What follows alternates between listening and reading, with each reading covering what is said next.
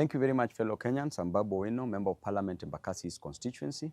I want to take this opportunity to thank Kenyans for the great support that you gave me during this challenging moment.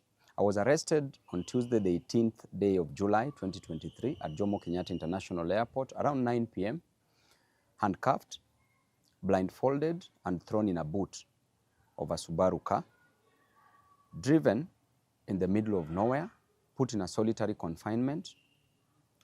For 3 days, I went without food. No, I wasn't given food, no access to my family, no access to my lawyers, to my legal representation.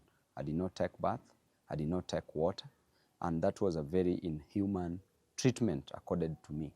If a member of parliament can be treated in a very harsh way, what is happening to normal Kenyans? I want to take this opportunity to condemn such acts. The only mistake I made was to fight for Kenyans. And as a leader, an elected member of parliament, I'm a voice of the voiceless. I'm a messenger. You can kill the messenger, but you will never kill the message. You can harass the messenger, but you will never destroy the message that is delivered. And if fighting for Kenyans is what will cost me my life, so be it. I'm an elected member of parliament whose role is to fight for Kenyans, is to fight for the downtrodden, is to fight for the people who are languishing in abject poverty, is to ensure that I deliver the best to them. And that is what I've been doing. Since I was a student leader, I was fighting for the interest of Kenyans, and I will continue fighting for the interest of Kenyans. I will never be gagged. And in fact, what you're doing to me and what you're doing to other leaders will just catalyze this reaction. We will do it even better. We will ensure that we will never be intimidated, we will never be cowed. As you can see, there are very harsh conditions in this life. Life is unbearable. The cost of living must come down. The price of fuel must come down. The price of hunger must come down. The price of other commodities must come down. A good leader is one who ensures that his people do not suffer. Subjecting people to these harsh conditions, to suffering, means that you are fighting for personal interest. This government rode on the back of the hustlers, the same hustlers of whom they are destroying on a daily basis. They are killing them, unleashing policemen to kill them, to maim them, to cause injuries on them, and that is not fair at all. On a daily basis, you blame Raila to be the cause of the deaths of the people. Raila did not give instructions to the police to use brute force, to use the extrajudicial means to gag people from fighting for their inherent and inalienable interest, not only spiritedly but also religiously. Never blame Raila on this, because Raila is not in government. Raila did not take the price of hunger to the ceiling. Raila has not raised the cost of living. You as President Ruto, you as Rigathi Gachagua, what you are doing to the people is to deny them their fundamental human rights. In addition to that, you are killing them. You are destroying them. These hustlers, what will you tell them in 2027?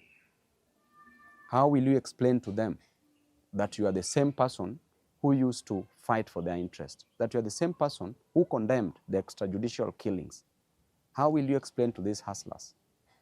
And I can tell you, even in the Bible itself, a story is told in the book of 1 Kings from chapter 12. When King Solomon had passed on, because King Solomon passed on after increasing taxes, there was heavy burden on the people. And after he passed on, his son, Rehoboam, took over. People went to Rehoboam as the new king and requested that the burden be lifted from their shoulders, that the cost of living to go down. And I invite you as Ruto to read this book, because it will teach you a lot.